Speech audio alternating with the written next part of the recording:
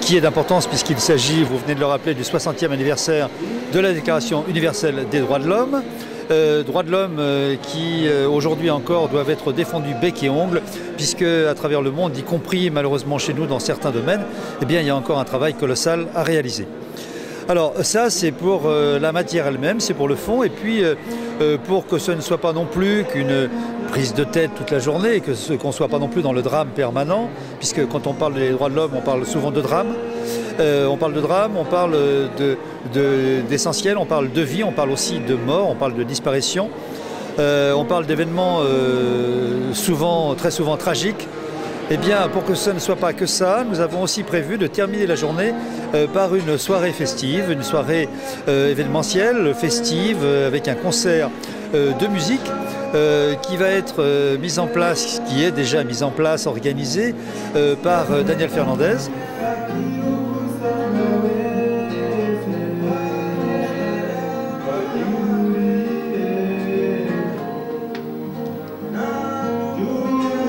Je suis là pour commémorer les 60 ans de la Déclaration universelle des droits de l'homme.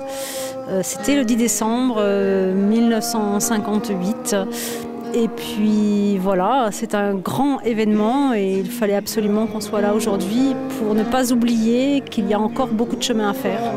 Ce n'est pas le manque de personnes qui est intéressant. Je crois qu'on en a peu parlé finalement. Je m'attendais à ce qu'il y ait un peu plus de débat public dans les médias politiques, mis à part l'information d'aujourd'hui entre M. Kouchner et Ramayad, mais je crois que malheureusement les droits de l'homme font partie des sujets qui sont un petit peu mis de côté. Alors est-ce que c'est parce qu'en France nous sommes privilégiés?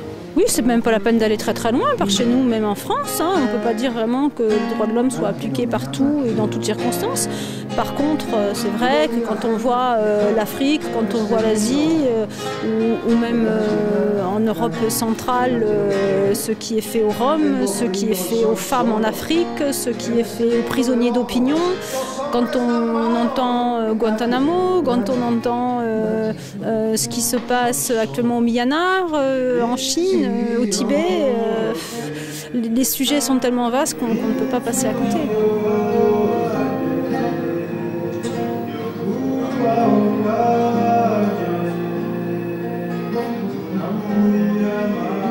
Bien sûr, alors aujourd'hui en France, on ne peut absolument pas fermer les yeux sur ce qui se passe notamment en matière de droit d'asile, puisque toutes les procédures de droit d'asile sont devenues des dispositifs totaux d'exclusion. Voilà. Le taux, en Europe, le taux de reconnaissance du droit d'asile a extrêmement chuté et en France, pour vous donner un ordre d'idée, il a reculé de 40% rien qu'en 2006. Je pense également aussi aux populations démunies, puisque aujourd'hui en France, quand vous avez des gens qui n'ont pas accès au travail, qui n'ont pas accès à un niveau de vie décent, qui n'ont pas accès à la santé, là il y a atteinte aux droits de l'homme. Pourquoi? Déjà parce que je suis complètement touché par ce qui se passe dans le monde. Et comme j'ai l'occasion de voyager, je vais souvent en Afrique, au Maghreb, et donc j'étais super heureux qu'on m'appelle pour cette soirée-là. C'est quelque chose que je voulais faire depuis très longtemps. Et enfin, donc c'est fait. Et du coup, on m'a demandé d'inviter des amis musiciens ou des jongleurs. Et entre autres, il y a quelques mois, on m'a appelé pour soutenir Eli, qui est un Rwandais. Sa famille s'est fait massacrer pour les événements qu'il y a eu en 1994. Il s'est retrouvé en France soldat.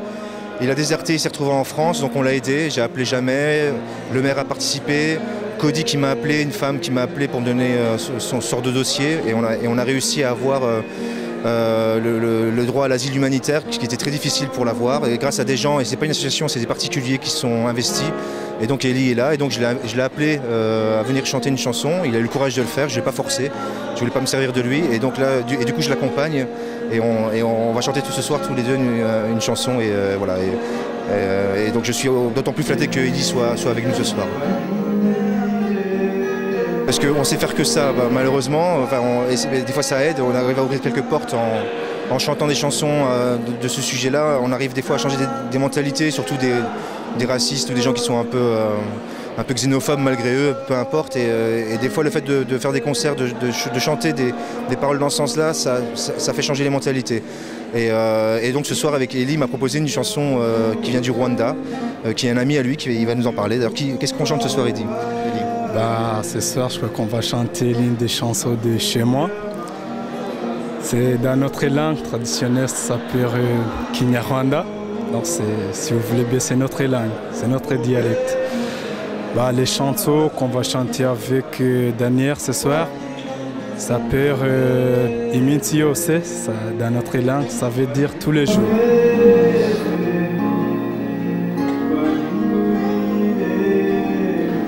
Comme je suis avec Daniel, il est parmi les hommes qui m'ont aidé, qui m'ont bien soutenu pour que je puisse rester en France. Du coup, je suis très content d'être avec lui ce soir. Donc la chanson qu'on va chanter ensemble, ça dit tous les jours. C'est l'histoire d'un mec qui a voyagé dans plusieurs pays. D'ailleurs, il se sentait tout seul au monde. Et après, il croyait que tout le monde lui déteste. Et ce n'est pas le cas. Et après, il a voyagé dans l'autre pays à l'étranger.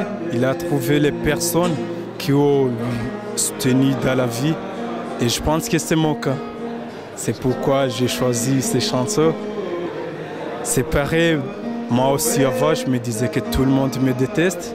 Mais voilà, aujourd'hui, je veux dire qu'il y a des personnes qui savent au moins, qui sait l'être humain. Et voilà, c'est